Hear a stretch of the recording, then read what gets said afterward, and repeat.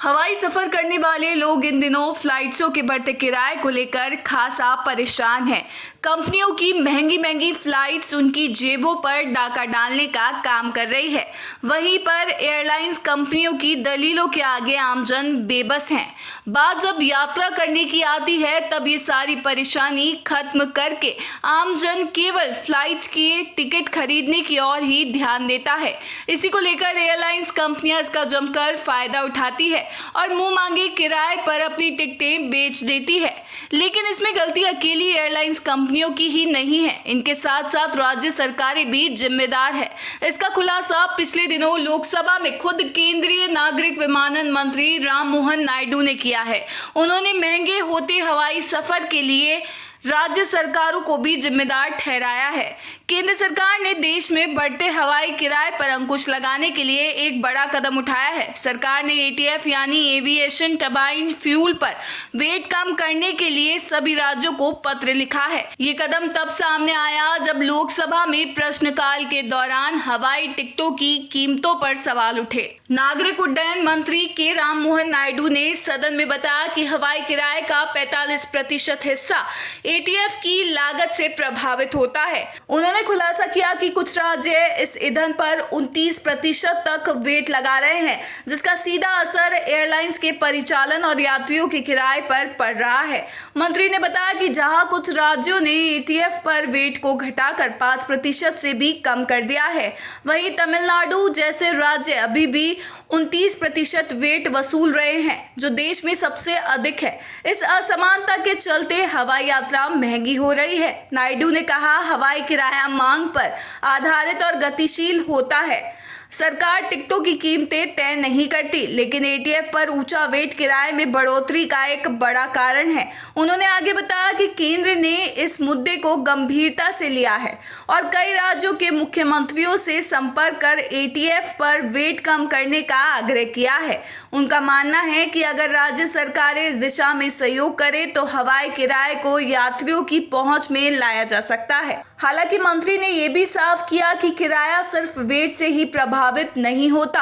Online booking platform और मांग आपूर्ति का खेल भी इसमें अहम भूमिका निभाता है। नायडू ने यह भी जोड़ा कि नागरिक उड्डयन निदेशालय के पास एक टैरिफ निगरानी इकाई है जो हवाई किराए पर नजर रखती है। सरकार का लक्ष्य न केवल वेट में कमी लाना है, बल्कि विमानन क्षेत्र में प्रतिस्पर्धा को बढ़ावा देना भी है, ताकि किराए को किफायती बनाया जा सके। ये कदम हवाई यात्रा को आम लोगों के लिए सुलभ बनाने की दिशा में एक सकारात्मक पहल माना जा रहा है। अब गेंद राज्यों के पाले में है कि वह इस अपील पर कितनी जल्दी और प्रभावी ढंग से अमल करते हैं। भारतीय जनता पार्टी के सांसद राजीव प्रताप रूडी ने पिछले दिनों लोकसभा में कहा कि विमान यात्राओं का भाड़ा अधिक होने के पीछे अनेक कारण हैं और जब तक छोटे शहरों में अवसंरचना का विकास नहीं तो किराया कम नहीं होगा। सदन में गैर सरकारी कामकाज के तहत कांग्रेस सांसद शफी परमबिल के देश में हवाई यात्रा किराए के विनियमन के लिए उचित उपाय संबंधी निजी संकल्प पर पूर्व में हो चुकी चर्चा को आगे बढ़ाते हुए भाजपा सांसद ने अपने विचार रखे।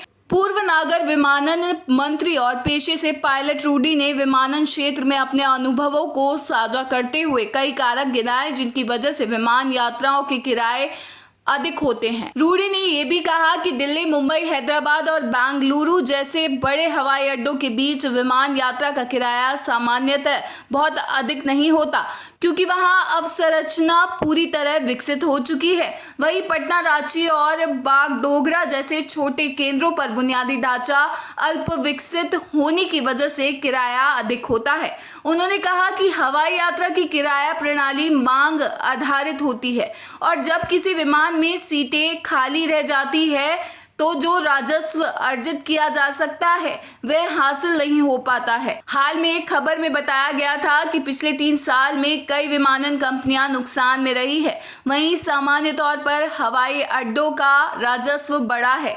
भाजपा सांसद ने कहा कि एक तरफ विमानन कंपनियों का राजस्व कम हो रहा है, वहीं किराया बढ़ रहा है। रूडी ने देश में विमानन क्षेत्र के इतिहास का उल्लेख करते हुए कहा कि 80 के दशक और उसके बाद देश में आई अनेक एयरलाइंस बंद हो गई। उन्होंने कहा कि पिछले कुछ साल में विमानन उद्योग को होने वाले नुकसान मोटा मोटा 2200 करोड़ रुपए का रहा।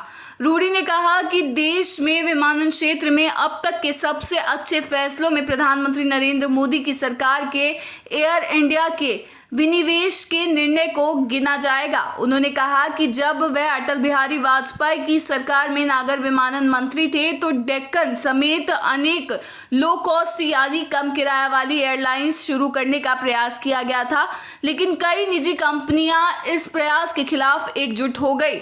आज के समय एक भी निजी विमानन कंपनी नहीं कहती कि वह लो कॉस्ट एयरलाइंस है, वह अवधारणा ही समाप्त हो गई है।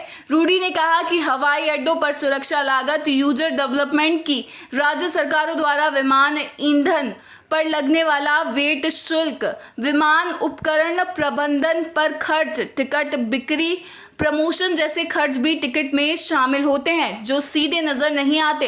ऐसे में अब हवाई सफर की महंगी दरों को कम करने के लिए राज्य सरकारों को सोचना होगा। ऐसा इसलिए क्योंकि अब गेंद इनके पाले में है। जयपुर से NSC 9 न्यूज के लिए संदीप अग्रवाल की रिपोर्ट।